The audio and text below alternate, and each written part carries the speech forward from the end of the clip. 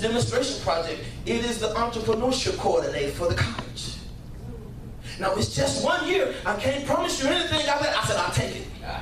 I stepped out on faith because God had already been dealing with me that it was time to bust a move. And what the devil didn't know was I was stepping out on faith because this was my launching pad to bust a move. In that year's time, I became exposed to billionaires. I began sitting at the feet of billionaires and millionaires, amen, traveling the country, amen. I sat at the feet of 25 African entrepreneur young people, amen, who they had flown over from Africa, and we began, amen, to network, amen, to wheel and deal and talk about entrepreneurship.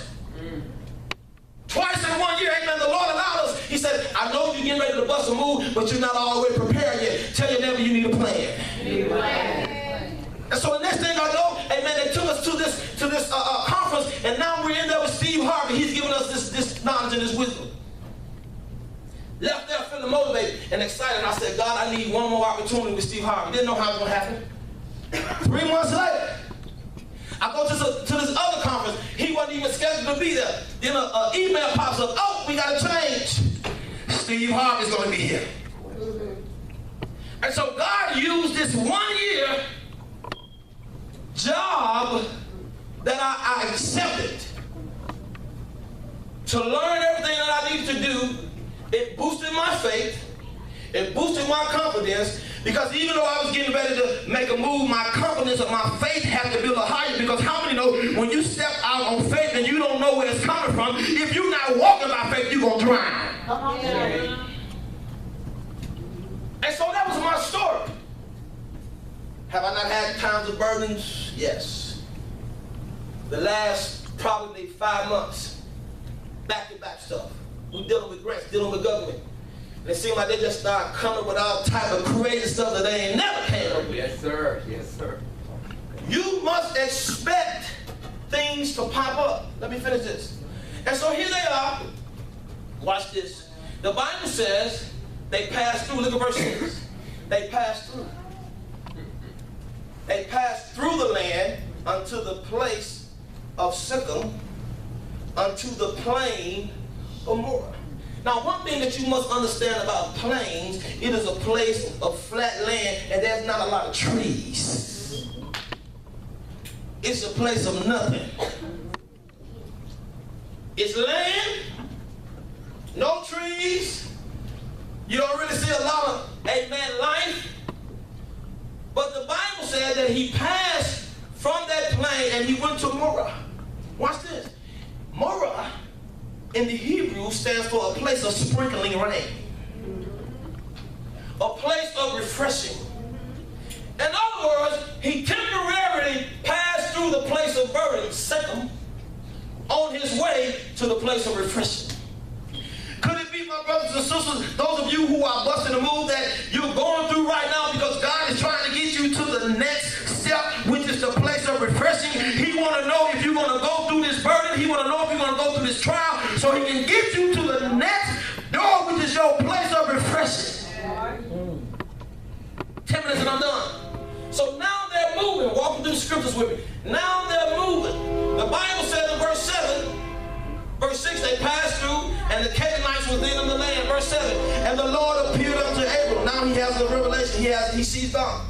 And he says, until I see, will I give this land. And now he builded an altar to the Lord.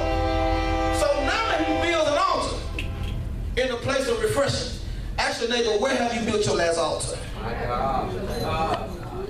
You're not supposed to build an altar in Haran.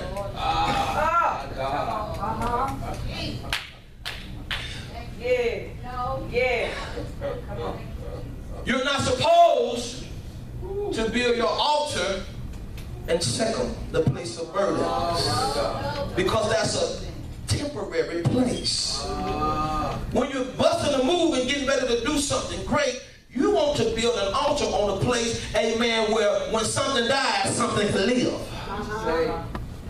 And so he built his first altar in this place.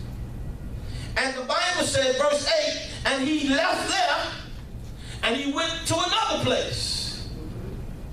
Do you notice that on the journey of when you busting a move and you're doing something great, that God is trying to get you not to be comfortable in one place? Yes. Some of y'all are too comfortable. You're too comfortable. He blessed you with, amen, one little thing, and you think that's it, amen. But how many know God is able to do exceedingly, abundantly, above what? All what you can ask what? Or think. In other words, he said, don't get comfortable in this place. I'm trying to take you. I know you're making $2,000 amen a week, but I'm trying to get you to make $2,000 a day. Tell your neighbor, keep moving. He's telling Abram, I want you to keep moving. And every place that you move, as you're trying to get to Canaan, there's going to be a new experience, amen, that can help you build your resume and help you to be successful on this next move. So now he's in this place, and he's experiencing the rain in Morah. And now verse 8, the Bible says, amen, that he moves to Bethel. Watch this. The Bible says that he pitches his tent. He has Bethel on the west. This is west. And he has A on the east. So here he is. This is his tent. He has Bethel, house of God, on the left. And he sets up shop in between Bethel and A, which is the place of ruins. A place of barrenness. You mean to tell me God will allow you, amen, to move to a place where on one side you see God and on one side you see nothing? This man was moving by faith. How do you know when you move by faith, when you walk by faith and not by sight, you don't see, amen, what looks in the natural? Here goes Abram. He builds another altar. Somebody say altar 2. Altar 2. He could have got discouraged if he would have looked to the right. A place of barrenness. The Bible says that, hey, amen, was a place of ruins. He looked over where it used to be. Could God be sending you to a place where it used to be economic development? It used to be a thriving community. Used to be a thriving business.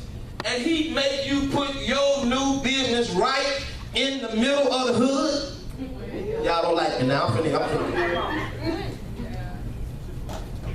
Have you noticed one thing about most downtowns and urban cities? Economic development and business is right here.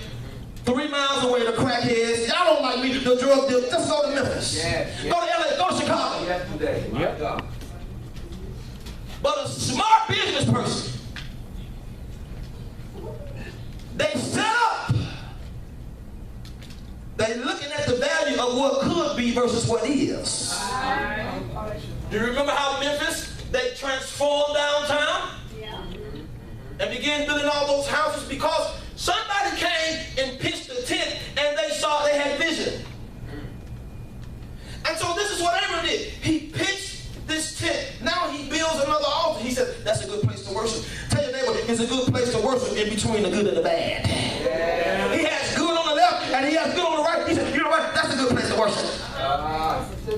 Some of us can't worship unless it's just good all the time. Come on here. Come on now. But I dare you to start worshiping him while you're on your move when you have good on the left and bad on the right and even in front of you and under you. Listen, because when you know that God shall supply all my need according to, listen, I'm busting a move by faith because it's already done. It ain't going to happen, but it already happened. Tell your neighbor it already happened. It already happened. It ain't going to happen. It already happened. How do I bust a move by faith? I'm walking in something that's not going to happen. It already happened in the beginning. So watch this. Now he's in Bethel. And here's the thing. For those of you writing notes, write this down. Your next move gonna make you or it's gonna break you. Your next move, your next decision that you make is gonna make you or it's gonna break you.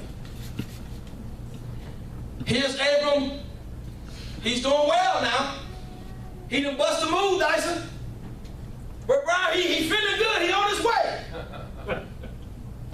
Look what happened in verse 10. Then a famine comes. Brothers and sisters, when God begins to move you into a new place of unfamiliarity and a place where he's pulled you away from your family, your kindred, your country, everything that you have access to, and then on this journey he allows you to experience famine. Sometimes we get like Job, amen, and his wife said, just go and cuss God, man. But here's Abram. Now a famine happens. Now lack start happening. And he loses faith. And the Bible says, now, amen, he's in Egypt. He's in a place of uncertainty. Amen. He's in a place of lack. He's in a place of trouble. The Bible says that he tells Sarah, listen, I want you to do what? Pretend. In other words, I want you to step out of who you are and be something else that's going to make me look good, that's going to save my life. But the problem with that is, after Pharaoh and them figured it out, how many know there's some saved folks who got discernment? All right.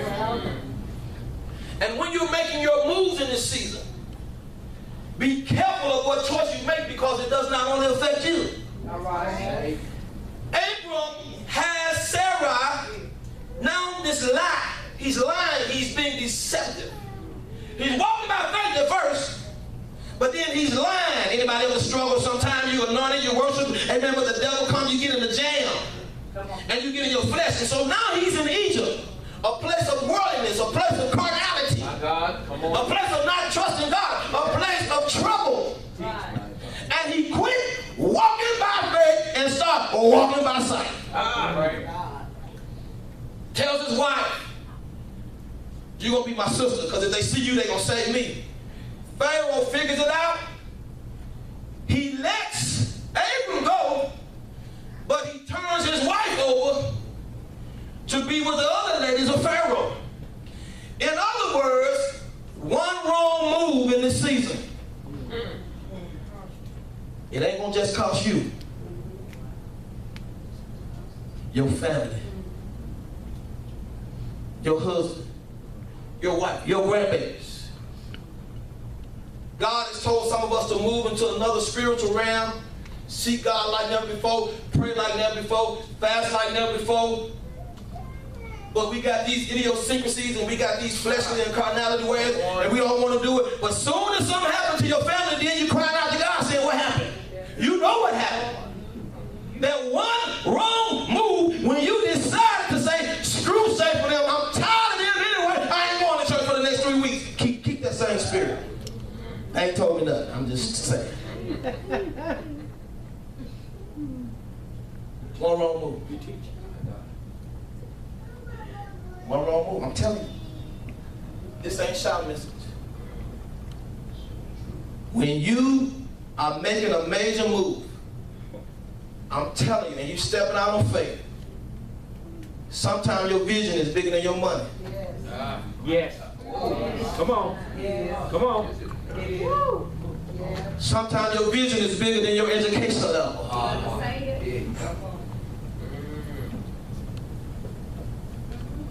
But that's not the time to go hire a lying CPA to fix your numbers for you so you can get the loan. Y'all don't like me now. I'm finna. I know I just struck a nerve for late on that.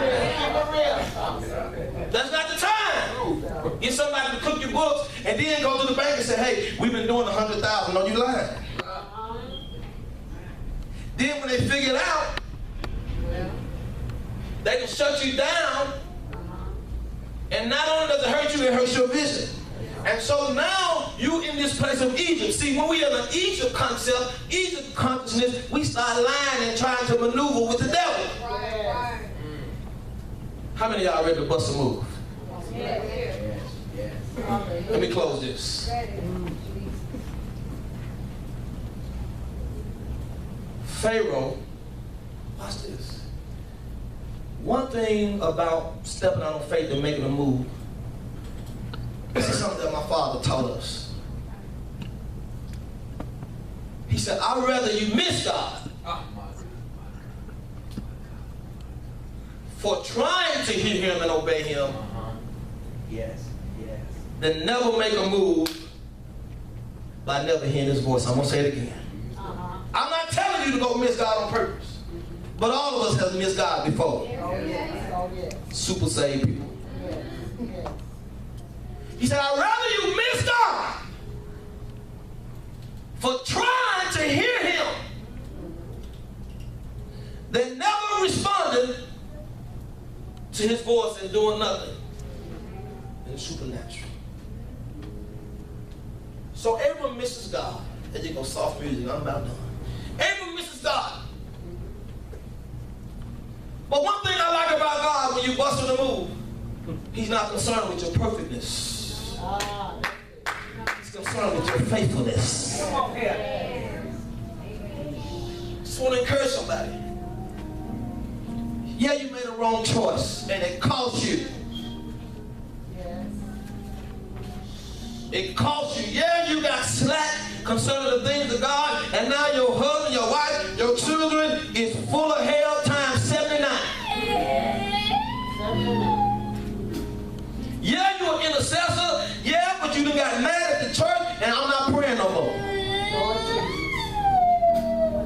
But one thing about God, while you are in Egypt, He's going to allow the enemy to help you get back on track. Come on now.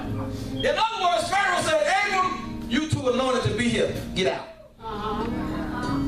You don't belong here. Some of you are in a place that you don't belong. Mentally, you're in a bad place. Emotionally, you're in a bad place. And spiritually, you're in a bad place.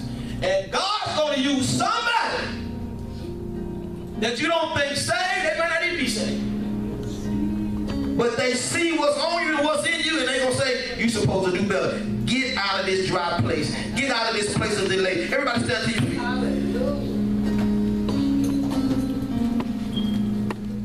And so watch this. The Bible says that he leaves Egypt. Guess where he went back to? He went back to Bethel. He leaves Egypt and comes back to God. He builds another altar there. And he figures it out. Lord, you said I'm going to make my name great. You're going to make my name great. You're going to bless me. You're going to take me to another level.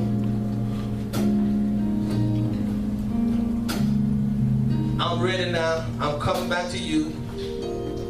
This time he comes back to the altar that he's built. Watch this. Some of your prayers and your intercession that you have been investing, that's going to be there in the bank account, so when you go back, it'll already be there to help you get through. He built an altar. The altar that he built became the altar that helped him get back to God. This time when he came back to Bethel, he came back repenting, fellowshipping with God, and he said, God, I stepped out in my flesh. I've been in my flesh. Now that's a real moment of truth. I've been in my flesh.